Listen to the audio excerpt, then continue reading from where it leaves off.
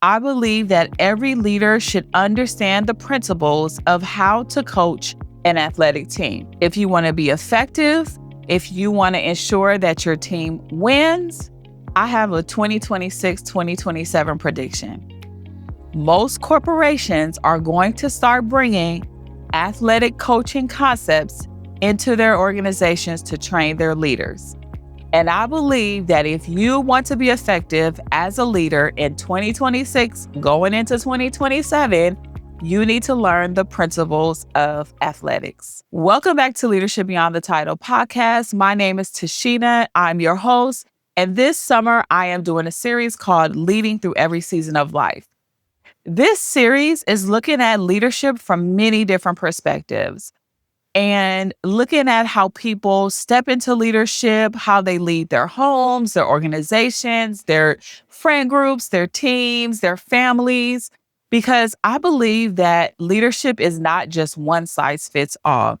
So if you haven't heard any of the episodes, go back. I started in June, and I guarantee that you are in for a treat. But in this episode today, I want to talk about more organizations utilize sports analogies in order to train their leaders and to train the teams that those leaders serve. And so let's get into it. So one of the things that I had started doing, I would say about 3 years ago, is I started to get teams on the same page by offering an analogy where I use football. Now, as y'all know, if you've been listening, I am both a basketball mom and a football mom. I was a volleyball mom for a little bit of a minute because my daughter played, but now she's in college. And so there's no longer any volleyball. But I am still actively in the deep end of football and basketball. I've been bringing this same analogy to multiple organizations, county groups, government groups, things like that. And every time that I bring it, it is like a grand slam. And when I talk about teams and I talk about collective leadership or sports for that matter, I am literally talking about sports where there's a bunch of different players on the field or on the court. I'm not talking about sports like tennis or golf, where it's just like kind of a one-man show or one-woman show. I'm really talking about those sports where it takes a couple of people in order to get a win. So soccer is another one. We're in the midst of the World Cup right now. So soccer is a big thing. And it's something that after listening to this podcast, you can go back and you can really connect and you can see exactly what I'm talking about. So I want to start with the football analogy that I use on multiple teams. Now, I started using football because I was working with a team where the leader was really into football. And he was new as a new leader to that team, and he was bringing kind of his story and who he was, what he appreciated, how he got to become the leader that he is today. And this was about 3 years ago, I would say. And so I've been doing this for a number of years. And over time, I'm starting to bring it to more organizations, county offices, government, nonprofits, things like that. And I'm starting to see how much people appreciate understanding and knowing what it looks like or feels like to be on a team by using something that everybody loves, which is sports. Now, yes, I am a football mom, and I also want to caution that I'm not an expert in football. It's something that I always thought was boring. I'm sitting on the side, in the bleachers on the side, and I'm just like, what is going on? It's just start, stop, start, stop, start, stop. It doesn't just keep on going.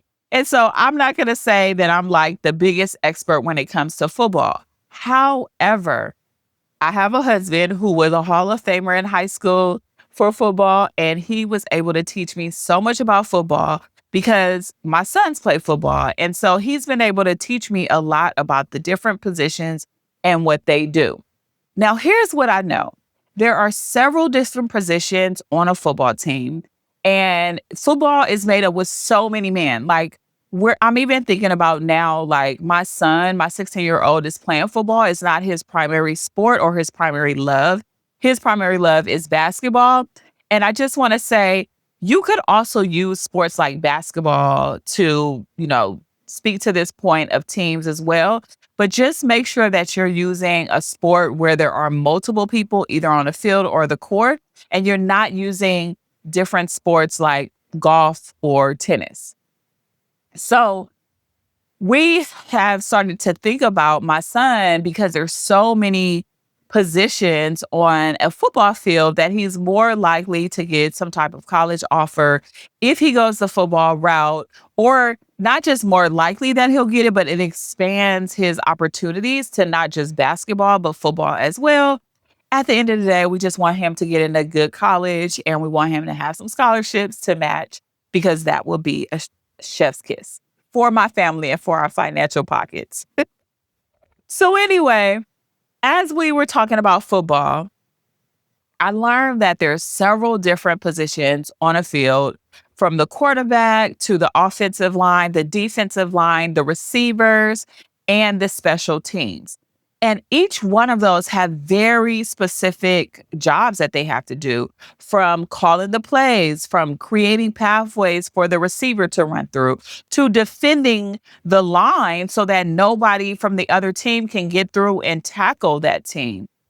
But that's not the only positions that are important. You have the people on the sideline. So you have the coaches.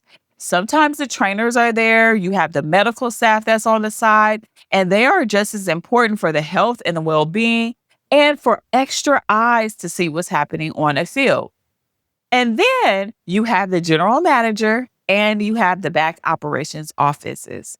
And so all of these positions are so important, and I use this because in a corporation, in an organization, a corporate environment, you're going to have so many different positions that are important for many different things. And it's important that you know what those things are or what those positions are.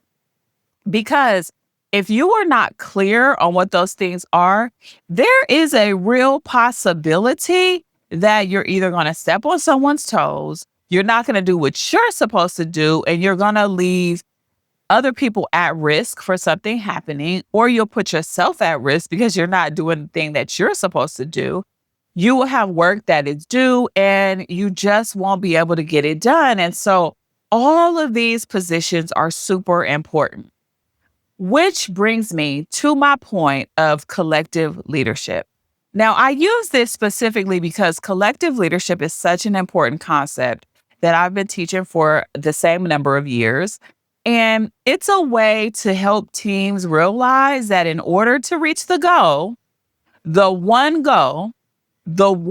thing that they have to do to win, which is in football terms, to make a touchdown, is that they have to learn how to come together as a collective leadership body. And so using sports is my prediction for 26-27, because I believe that more people are going to want to take their teams out to do things in real time, to actually embody the process of being a teammate or being a leader of a team in order to get people to really feel what it's like. Because there's too many people out here in their silos. There's a lot of fear and scarcity that's happening. So people are showing up into the workplace and they're not really trying to come together. They're like, I got to get my promotion. I got to get my raise. I got to get my visibility. And it's my.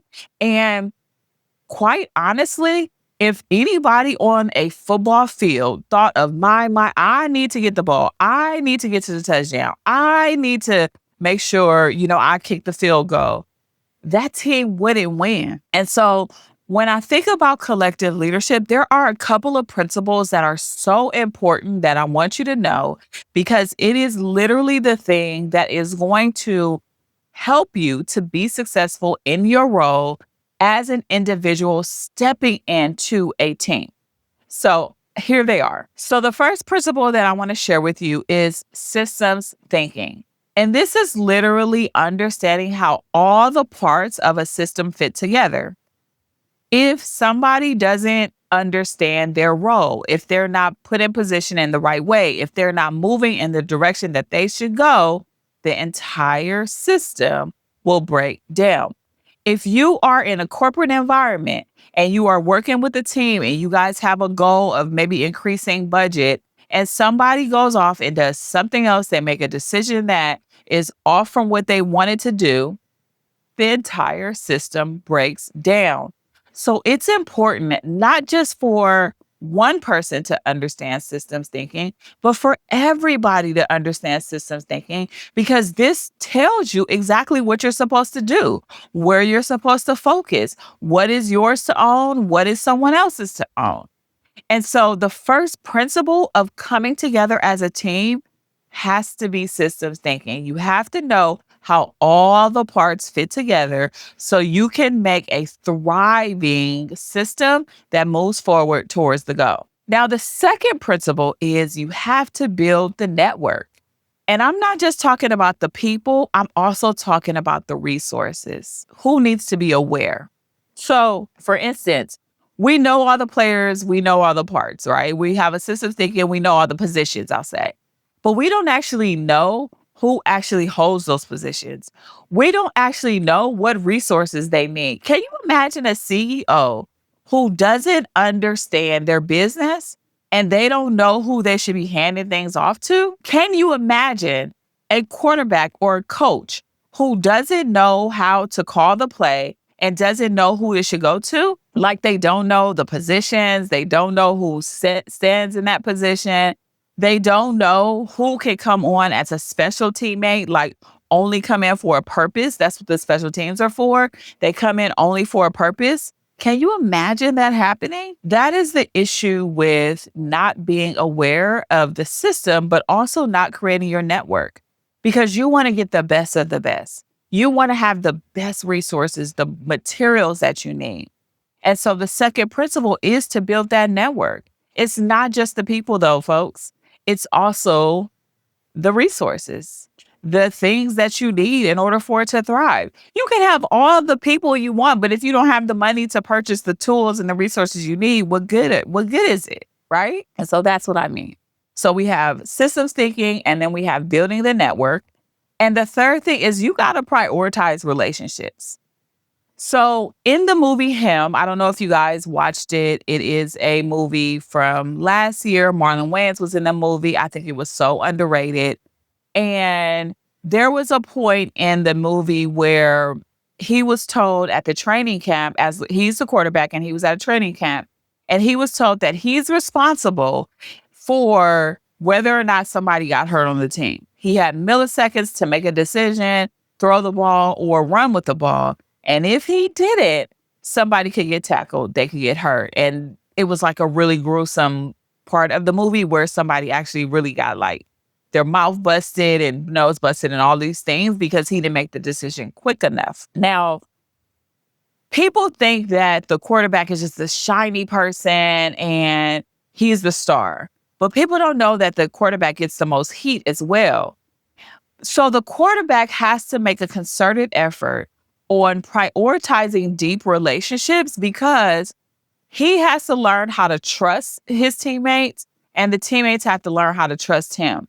Because there's nothing more draining, nothing more put off when you are actually on a team and your teammates don't pass you the ball or they don't trust that you're going to defend them. And so they just decide that they're going to do something else because they don't trust you. And so prioritizing deep relationships on a team is so that you can start to build and earn the trust that is necessary for you in order to be successful. I have like a real example, even right now. I'm stepping into this new role as a board chair. And something that I am making an effort to do is to speak to every single board member and some of the other extended staff members that the board will be supervising. And I am really looking at how do I build trust in the most effective way? How do I understand what people need, what they want, how they want to develop, how to utilize their gifts and their skills? How do I do that? Well, if I don't have conversations with them, it'll never happen.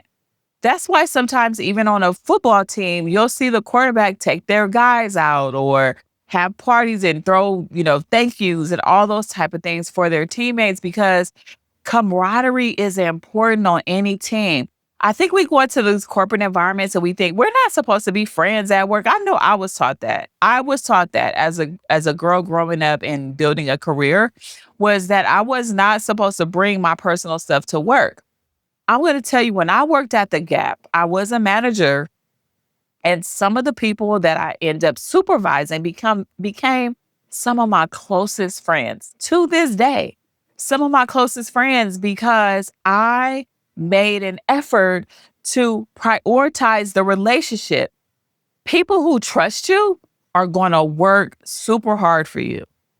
And I just want you to ask yourself, you, will you work for some hard for somebody that you don't trust? Absolutely not. On a football field, the defensive line, the offensive line is going to work super hard for the quarterback when they trust him. And so prioritizing deep relationships is a third principle of really becoming a team. And the fourth principle is you have to have a vested interest and aligned interest in the results. So what I mean by this is that everybody has to hold themselves accountable and they have to know where the ownership lies. There is nothing more, well, I probably said this a couple of times, right? Because I think all of it is important. But this one is really important. Like, if I don't know who's accountable and who's supposed to own something, I'm going to step on toes, or I'm going to fall into a people pleasing, a don't want to rock the boat. Because in my mind, I'm like, yeah, I don't want to, make anybody mad. Holding someone accountable could just make things messy. But if we have a vested interest, I am going to welcome how you hold me accountable. I am going to welcome you saying, you're going to own it over me. I'm going to be okay with that. Because if one wins, we all win. That's the insight. That's the thing that you want to walk away with. If you don't walk away with anything else in this podcast episode, it's that if one wins, we all win. There's too many teams, and I see this a lot in basketball as well, because I watch my sons play basketball a lot, where there's only one ball, but everybody wants to be the shooter. No way. You can't have everybody being the shooter. Somebody has to be in the middle to block. Somebody to play the big man. The big man is the one that's kind of right in front of the hoop, and they're playing like that section in front of the hoop and blocking the ball from, going into the basket. You got to have people who can dribble the ball down the court. If everybody's trying to dribble the ball down the court, there's already a bunch of people that set up from the other team ready and waiting for you to come down the court. Now you're not positioned and you're not ready. And so they have a vested interest in their results. They have a vested interest in getting some highlight reels and some highlight tapes. However, do you have a vested interest in winning? One of the things that I also see, and I just want to share this, is sometimes it's the coaches who have this look at me type of personality, or they have their favorites. And so they'll play their favorites even over the success of the team. And that also is very limiting and is very discouraging, because you have players who really want to develop and really want to win. But sometimes even the coach isn't aligned and they don't have a vested interest. And I say coach for the team, but this is the team lead if you're thinking about a corporate environment.